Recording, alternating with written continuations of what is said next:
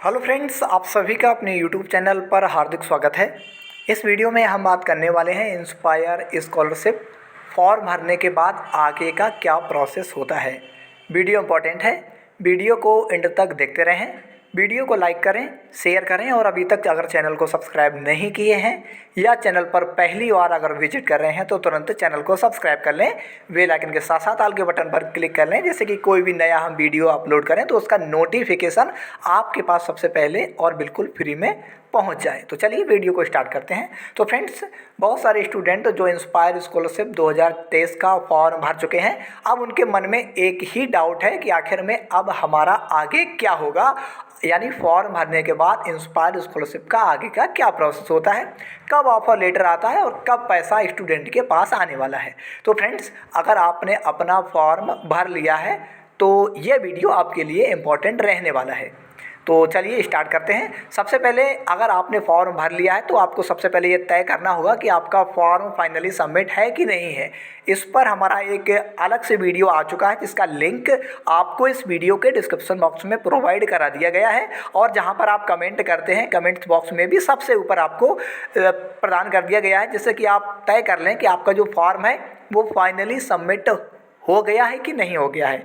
वो क्यों, ये भी आपके लिए जानना ज़रूरी है, क्योंकि अगर आपका फॉर्म आप स्वयं भर रहे हैं या कहीं किसी दुकान कैफ़े वालों से भरवाया है तो आप तय कर लें कि आपका फॉर्म फाइनल सबमिट है कि नहीं है। क्योंकि अगर आपका फॉर्म फाइनली सबमिट नहीं है तो आप इंस्पायर स्कॉलरशिप की दौड़ से बाहर हैं।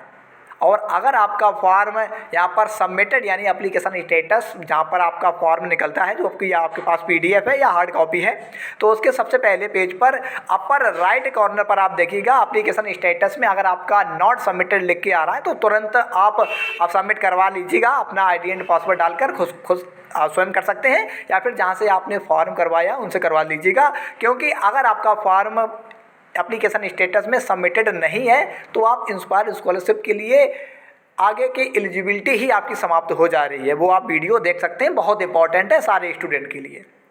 तो आप जब तय कर लेते हैं कि आपका फॉर्म फाइनली सबमिट है, उसके बाद आपको वेट करना होता है। वेट आप कब तक करना है ये भी स्टूडेंट के लिए जानना बहुत ज़रूरी है, क्योंकि जो नॉर्मल स्कॉलरशिप होती है वो आपकी लगभग दिसंबर, जनवरी, फरवरी में आ जाती है। जैसे कि कोई उत्तर प्रदेश से अगर स्टूडेंट बिलोंग करता है तो यूपी स्कॉलरशिप उसकी आसानी से मार्च तक आ जाती है। अदरवाइज एनएसपी यानी नेशनल स्कॉलरशिप उसकी दिसंबर लास्ट या जनवरी, फरवरी तक आसानी से आ जाती है। लेकिन इंस्पायर स्कॉलरशिप का अगर आपने फॉर्म भरा है तो आपको उसके लिए वेट करना होता है।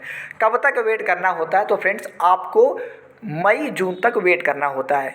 अब वेट कैसे करना होता है, मतलब मई जून तक आप जब वेट करते हैं तो department of science and technology, जिसे डीएसटी कहते हैं, उसके द्वारा आपके लिए ऑफ़र लेटर भेजा जाता है। ऑफ़र लेटर आप अपना लॉगिन आईडी से भी निकाल सकते हैं, अदरवाइज आपके ईमेल पर भी सामान्यतया भेजा जाता है। तो जब आपका ऑफ़र लेटर आपको प्राप्त हो जाता है तो उसे आपको पढ़ना होता है कि आप उसमें क्या क्या लिखा है। आपको ऑफ़र लेटर जब प्राप्त हो जाए तो आप समझ लीजिएगा कि लगभग आधी यानी 50% जो प्रॉब्लम थी इंस्पायर स्कॉलरशिप के अमाउंट में और आपके बीच में जो दूरी थी वो आपकी 50% लगभग ख़त्म हो चुकी है।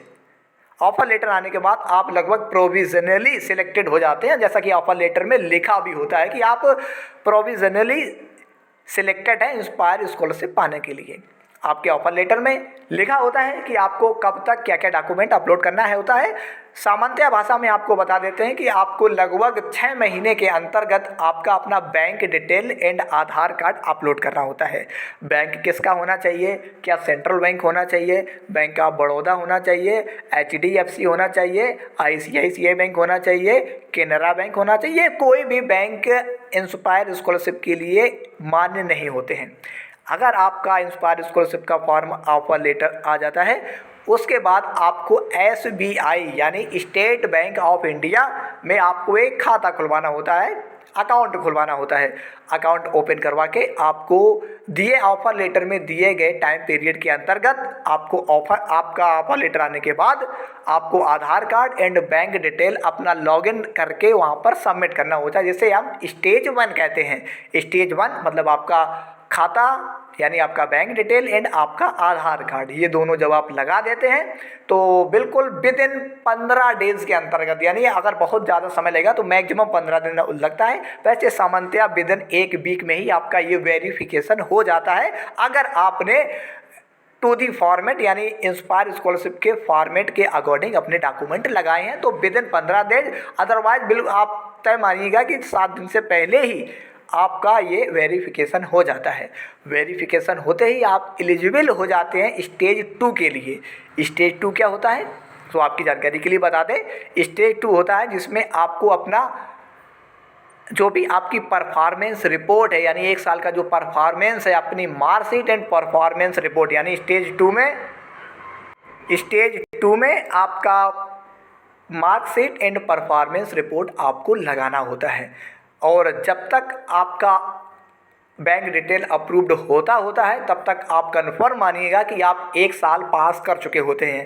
सेमेस्टर प्रणाली अगर लागू है, सामान्यतया सब यूनिवर्सिटी में सेमेस्टर प्रणाली लागू है, तो आप आसानी से जून लास्ट तक सेकेंड सेमेस्टर तक पास हो चुके होते हैं और आपके पास जून लास्ट तक मार्कशीट होती है सेकेंड सेमेस्टर तक की, यानी फर्स्ट सेमेस्टर की और सेकेंड सेमेस्टर की। तो आपको स्टेज 2 में यानी फर्स्ट स्टेज यानी बैंक डिटेल और आधार कार्ड अप्रूव्ड होने के बाद आप एलिजिबल होते हैं सेकेंड स्टेज के लिए। सेकेंड स्टेज मतलब 2 डॉक्यूमेंट आपको लगाने होते हैं।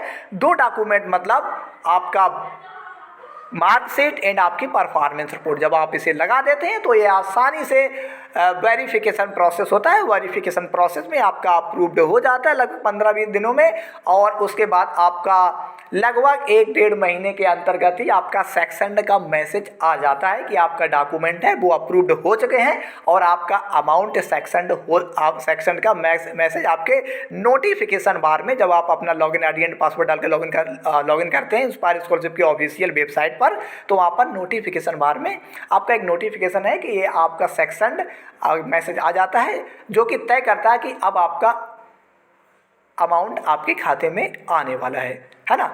जब सेक्शन का मैसेज आ जाता है तो लगभग उसके 15-20 दिनों के अंतर्गत ही आपका जो स्टेटस वो PFMS में शो होने लगता है कि आपका अमाउंट 1,20,000 या 60,000 आपका आने वाला है। तो उसमें आप PFMS की वेबसाइट पर जाकर अपना डिटेल डालकर चेक कर सकते हैं। लेकिन यहाँ पर ध्यान दें, उस दौरान आपको अपना मिनिमम बैलेंस बना के रखना है, क्योंकि स्टूडेंट क्या करता है, खाता को तो खुलवा लेता है 1,000-1,500 रुपये से। और आजकल एक SBI में नया एक गड़बड़ चल रहा है। गड़बड़ क्या कहें कि उनकी एक पॉलिसी है कि उसमें अगर आपका खाता खुलवाते हैं SBI में तो उसमें कुछ टर्म एंड कंडीशन रहते हैं कि आपको बीमा वगैरह जाने का लेना होता है, जिसका लगभग 1,000-1,500 रुपये कट जाता है।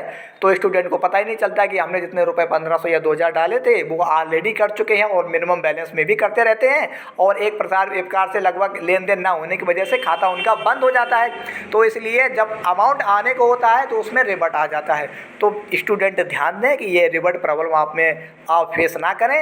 आप अपना अकाउंट मैनेज रखिएगा, उसमें कम से कम 2,000 रुपये लगभग बना के रखिएगा, जिससे कि आपका सेकेंड स्टेज आने के बाद, आपका सेक्शन होने के बाद PFMS पर जब शो होने लगता है उसके लगभग 7 या 15 दिनों के अंतर्गत आपके दिए गए बैंक अकाउंट यानी SBI के अकाउंट में आपका अमाउंट आ जाता है।